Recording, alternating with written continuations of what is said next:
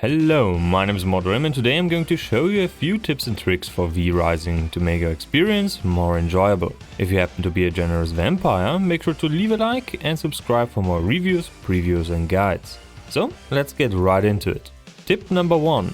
Hovering your cursor over an enemy reveals a percentage that indicates the quality of blood this blood bag possesses. You'll also see the type of blood. Lowering their health to around 1/5 enables you to feed. Doing this gives you a variety of boni depending on the type of enemy you just sucked dry. Also, you can still be damaged while doing this. And lastly, you only need to feed on enemies with a high percentage or special named bosses. Tip number 2. Always have some hearts or red in your inventory to replenish your reserves. You'll start to lose health rapidly, which will kill you if you do not extract some juice. Tip number 3.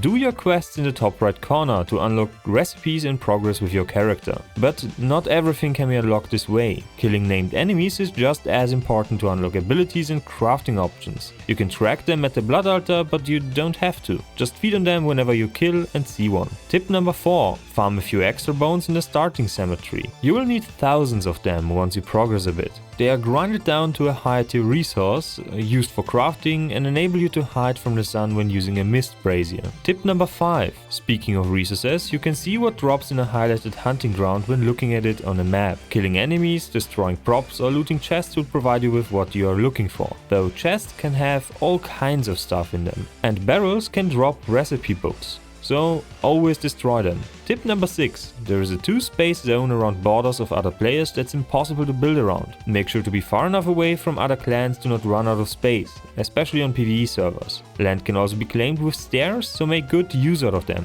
Also claim as much ground as possible immediately after setting up camp. There is no worse feeling than coming back to your new home and finding another castle on your future building plot. Tip number 7. Now a bit about server types. First question, can you switch servers with your current character? No, sadly that's not possible, but you can start a new one on another server without repercussions. You also save your progress once you exit the game. But what is the right server type for you? Go for the solo experience to avoid getting your building and expansion plans ruined. The game also is a lot harder with other players around. So if you want some company, go for the PvE one. A bit of action can be found on the PvP or dual PvP servers. 1v4 in this game is nearly impossible, and you will drop all your resources in your inventory on death for basically anybody to loot. Your equipment is safe though. Full loot PvP is extremely punishing. It's basically the Wild West. You drop everything and you can lose your equipment. It's very hard to come back. So keep that in mind. Those are my tips to improving your experience. I will be uploading more videos on vrising as well as previous reviews and guides for other games. Make sure to comment if you have any questions, don't forget to leave a like and subscribe, and see you next time. Bye!